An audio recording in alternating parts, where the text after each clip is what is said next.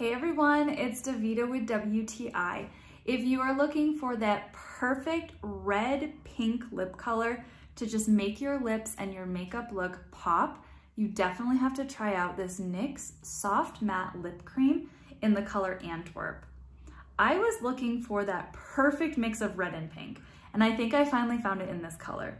I have always been a huge fan of these NYX Soft Matte Lip Creams. I love the texture, the consistency, how they make your lips feel.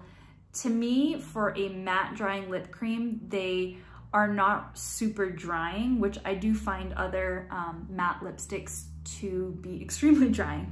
This one, in my opinion, is not, and I like that it lasts for quite some time. So I wore this out with some friends. I went out to eat, and I still had the lip color on my lips. I was super, super impressed even after eating. I like that there's also no transfer when the matte lip cream dries down, so that's another plus for me.